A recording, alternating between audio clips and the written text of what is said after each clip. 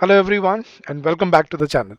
So guys, in this series we have covered almost all the comprehension passages, individual topics in the previous lectures, and now we are covering comprehension practice previous year questions for the year 2014. So guys, I hope you like these sessions. So don't forget to press the like button and don't forget to subscribe to our channel if you're new here. So this week we are beginning with the previous year questions for the year 2014. We'll be conducting these PYQs in three different sessions: part one, part two, which would be tomorrow, and part three next week. So every week we have two sessions for comprehension practice. So don't miss out on these sessions. Every Friday and Saturday you can join us and you can get benefited in your preparation for your CSAT. And guys, if you are a beginner, I have the best news for you.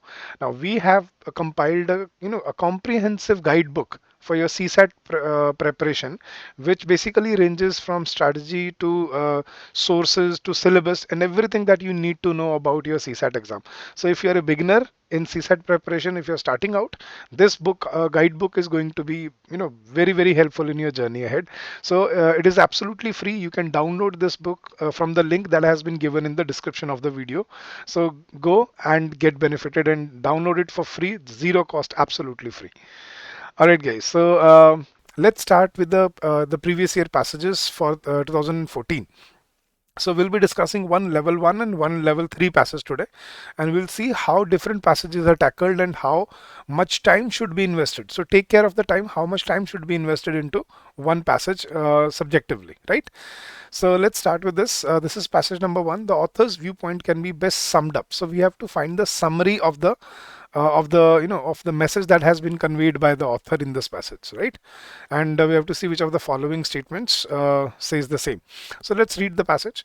The conflict between man and state is as old as state history. State मतलब सरकार, जैसे हम इसको बोलते हैं ना, मतलब जब भी सरकार बनती है तो वो क्या करे भाई, एक नॉर्मल इंसान और जिसको हम बोलते हैं कोई सरकार जो बनती है, चाहे वो राजा महाराजा के टाइम पे रही हो, चाहे वो रूलर हो, चाहे वो जार हो, चाहे वो अभी की सरकारें हों, ठीक है, तो हमेशा एक कॉन्फ्लिक्ट चलता रहा है। वो ये कह रहा है कि the conflict between man and state is as old as state history. State history मतलब जब से सरकारों का या जब से शासन का शुरुआत हुआ, शासन काल की, जब से राजा महाराजा शासन करना शुरू किया, तब से कॉन्फ्लिक्ट चलता आ रहा है।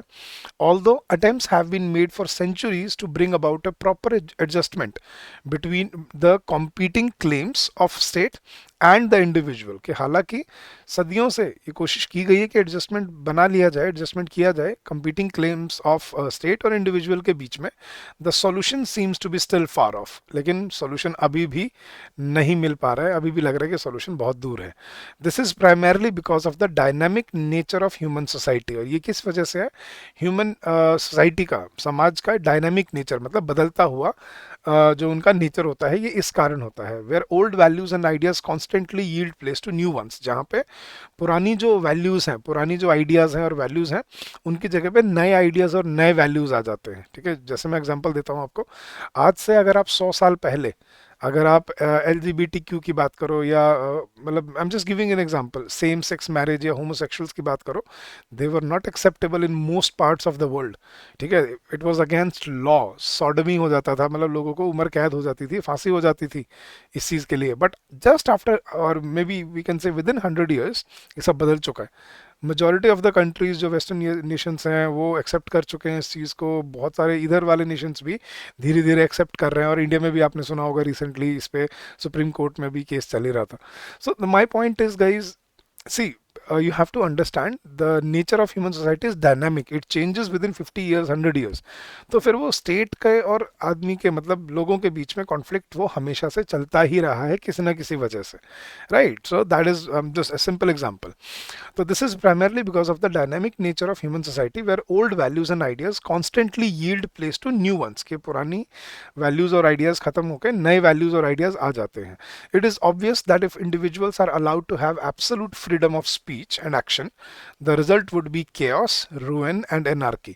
और ये सच बात है कि यार अगर लोगों को खुली आज़ादी दे दी जाए, जो उनका मन कहे वो कहने और जो मन करे वो करने की, तो फिर दुनिया में केओस हो जाएगा, त्राही त्राही हो जाएगी, एनार्की हो जाएगी, मतलब अस्त व्यस्तता हो जाएगी। तो इसीलिए हमेशा सरकार उसको कंट्रोल में करने की कोशिश करती है, और लोग जो हैं वो उससे फाइट करने की कोशिश करते हैं. So that has been the constant fight between the man, common man and state. Right. तो अब the author's view point can be best summed up in the following statement. So हमें वो ढूंढना है. The conflict between the claims of state and individual remains unresolved. एक तो ये उसने बात बोली, ये समरी है. Okay. Anarchy and chaos are the obvious results of democratic traditions. जो डेमोक्रेटिक आज़ादी के जो ट्रेडिशंस हैं उससे एनार्की और केओस होता है नहीं. उसने बोला केओस होता है किससे? एब्सोल्यूट फ्रीडम ऑफ स्पीच से. राइट. लेकिन वहां पे उसने क्या बोला है कि डेमोक्रेटिक ट्रेडिशन से. No, doesn't make sense. Old values, ideas and traditions persist despite the dynamic nature of human society. नहीं, ये तो कॉन्ट्रडिक्टरी होगा कि ओल्ड वैल्यूज, आइडियाज, ट्रेडिशन अभी भी चल रहे हैं. नहीं, उसने बोला है कि due to the dynamic nature of human society where old values and ideas constantly yield place to new ones, के जल्दी बदल जाते हैं वो. तो this is contradictory. And fourth देखते हैं, constitutional guarantee of freedom of speech is not in the interest of society. क्या ये कहना चाह रहे हैं वो कि भाई बोलने की आज़ादी जो है, जो हमारे कॉन्स्टिट्यूशन में है, वो समाज के इंटरेस्ट में नहीं है? नहीं, ऐसा नहीं कह रहा वो. आज़ादी है सबको बोलने की, लेकिन एब्सोल्यूट फ्रीडम की आज़ादी नहीं है. तो आई थिंक ये तीनों एलिमिनेट हो जाते हैं और हमारे पास हमारा आंसर बचता है कि जो conflict between the claims of state and individual remains unresolved, कि आज भी वो रिजॉल्व नहीं हो पा रहे हैं, वो एडजस्टमेंट नहीं बन पा रही है उनके बीच में. सो that is the right summary that can be understood from the passage. Right. चलो गाइस, तो ऐसे पैसेजेस आपको मिल जाते हैं. एक और पैसेज देखते हैं. अब this is a level 3 passage. तो हमने हमेशा क्या देखा है कि पहले क्वेश्चंस देखो क्या है और फिर उस बेसिस पे अपने क्वेश्चंस को, मतलब अपने पैसेज को टारगेट करना है हमें. राइट. तो let's look at the questions. According to the passage, which of the following is और are a matter of intense debate in the multilateral negotiations under UNFCCC regarding the role of developing countries in climate change. तो उसने क्या बोला कि according to the passage, इनमें से क्या intense debate का मैटर रहा है in multilateral negotiations under UFFC regarding the role of developing countries in climate change. तो इस पे किस बात पे डिबेट रही है, तो हमें ये ढूंढना है. इन the passage, the convention puts the responsibility for provision of financial support on the developed countries.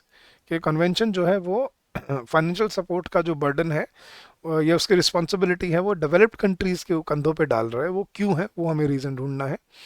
Third है, with regard to developing countries context में, it can be inferred from the passage that climate change is likely to have implications on their what.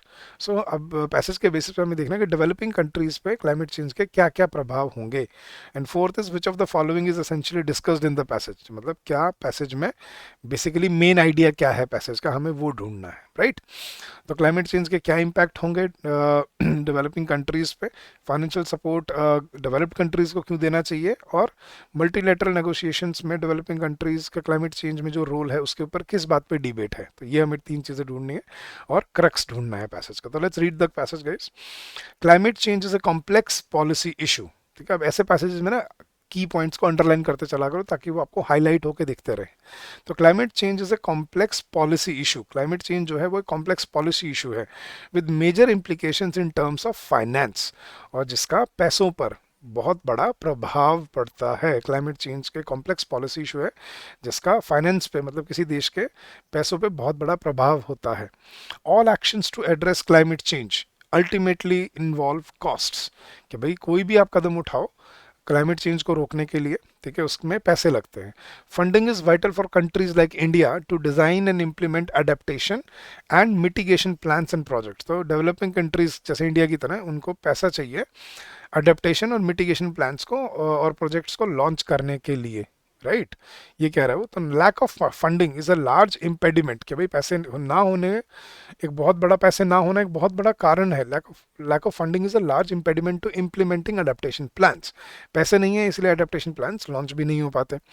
The scale and magnitude of the financial support required by developing countries to enhance their domestic mitigation and adaptation actions are a matter of intense debate. हाँ, ये उसने question पूछा था ना कि the scale and magnitude of financial support required by the developing countries to enhance their domestic mitigation, उसको बढ़ाने के लिए, and adaptation actions, उनको बढ़ाने के लिए, is a, these two things are a matter of intense debate in multilateral negotiations under the UNFCCC, United Nations Framework Convention on Climate Change. UNFCCC के अंदर ये रीजन है इंटेंस डिबेट के कि जो स्केल है और जो मैग्नीट्यूड है फाइनेंशियल सपोर्ट का जो डेवलपिंग कंट्रीज को चाहिए to enhance mitigation, domestic mitigation and adaptation actions has been a matter of intense debate under UFCCC. The convention squarely puts the responsibility of provision of financial support on the developing countries. ये देखो ये भी एक question था. The convention squarely puts the responsibility for provision of for provision of financial support on developing countries, taking into account their contribution to the stock of greenhouse gases in the atmosphere. अच्छा, तो convention developed countries पे क्यों ये जिम्मेदारी डालता है उनके कंधों पे कि भाई डेवलपिंग कंट्रीज की को जो पैसे देने की या फाइनेंशियल सपोर्ट देने की जो जिम्मेदारी है वो डेवलप्ड कंट्रीज की है. क्यों? क्योंकि उनका जो कंट्रीब्यूशन है, ठीक है, ग्रीन हाउस गैस एमिशन में एटमॉस्फेयर में, वो उतना ही ज़्यादा है as compared to developing countries. ये उसने बोला है, taking into account their contribution to the stock of green house gases in the atmosphere. तो उन्होंने जल्दी डेवलप हुए, जल्दी इंडस्ट्रियलाइजेशन किया और उन्हीं ने ज़्यादा पोल्यूशन भी क्रिएट किया इन्वायरमेंट में. Now given the magnitude of the task and the funds required, domestic finances are likely to fall short of the current and projected needs of the developing countries. कि भाई ये देखते हुए कि कितना बड़ा काम है, ये जो फंड्स रिक्वायर्ड हैं डोमेस्टिक फाइनेंस उसको पूरा नहीं कर पाएंगे. ठीक है, तो they are likely to fall short of the current and projected needs of the developing countries. So global funding through multilateral mechanism of the convention will enhance their domestic capacity. कि global funding जो होगी through multilateral mechanism of the convention will enhance their domestic capacity to finance the mitigation efforts. कि global funding से ही आप ये कर पाओगे, otherwise ये चीज़ नहीं हो सकती जो COP26 COP27 पे डिस्कस होता है हर साल, राइट, मतलब हर मीटिंग में. तो यही बात उसने यहाँ पे कही है कि उनका कारण ये है. तो चलो अब आंसर देखते हैं guys. According to the passage which of the following is और are the matter of intense debate. ये डिबेट वाला हमने किया था. एक तो डोमेस्टिक मिटिगेशन और एक adaptation actions. The scale and size of required financial support, ये उसने बोला. ये देखो फर्स्ट लाइन में ये बोला था, the scale and magnitude of the financial support required is a matter of intense debate. फिर the crop loss due to climate change in developing countries. crop loss की तो कहीं बात नहीं हो रही, पूरे पैसेज में नहीं हुई. To enhance the mitigation and adaptation actions in the developing countries. Yes, ये भी उसने बोला to enhance mitigation and adaptation actions. ये देखो, तो enhance domestic mitigation and adaptation actions. So enhance mitigation and adaptation actions. So ये भी बिल्कुल सही है. 1 and 3 are the correct answers. So option C is the right option. Next question, guys. In this passage, the convention puts the responsibility for the provision of financial support on the developing countries because of their higher level of per capita incomes. Nahi. Their large quantum of GDP. No. Their large contribution to the stock of greenhouse gases in the atmosphere. Yes. So ये था उसका sole reason कि भाई उनका जो contribution है वो बहुत ज़्यादा है. तो this is the only reason for their contribution of the to the stock of greenhouse gases. Guys देखो, ये लेवल 3 पैसेजेस होते बड़े हैं, लेकिन इसमें क्वेश्चन उतने ही ज़्यादा होते हैं और मार्क्स उतने ही ज़्यादा निकल पाते हैं इसमें से. तो दैट इज़ वाई ये ज़रूर करने चाहिए आपको.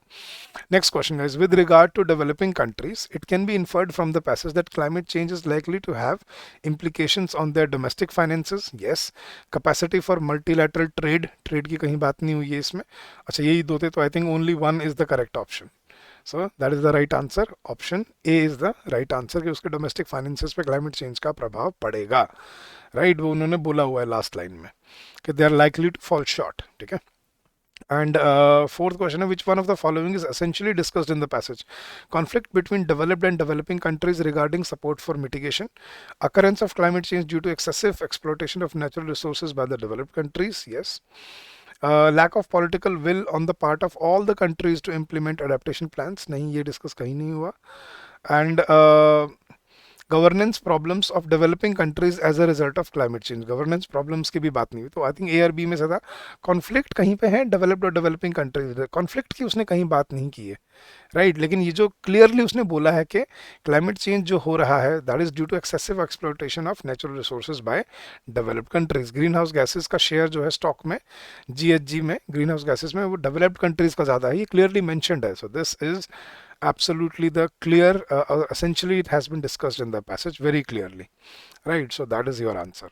So guys, this is how you solve comprehension passages and you basically come up with the right answers for your questions. So guys, if you like the way we teach, अगर आपको अच्छा लग रहा है जैसे हम आपको पढ़ा रहे हैं, तो you can also join us in our comprehensive course where we are offering you everything that you need to prepare for your CSAT exam. Now, this will make you 100% ready for your CSAT paper in just under 100 hours. We are providing you all the concept classes which you can start from day one, which are in recorded form. Along with that, downloadable PDFs are available. Then there are sectional tests, practice quizzes, and then full-length tests are available to you. There will be weekly doubt sessions every week to take your doubts by the mentors, and there will be live revision classes as well to before the exam to help you with your revisions. You know the faculty members, so the link for our course has been given in the description of the video, and there is a special discount as well. So go join it and get benefited for your journey ahead. So thank you so much for this session, guys. I'll see you again tomorrow, same time, same place, and I'll be taking up some more questions from the previous year passages. So till then, guys, stay safe, stay healthy, and happy learning to all of you. If you wish to contact us for anything, you can call us on this number, that is 8146207241, or you can drop us an email at hello@edutab.co.in. So thank you so much for being here, and happy learning to all of you.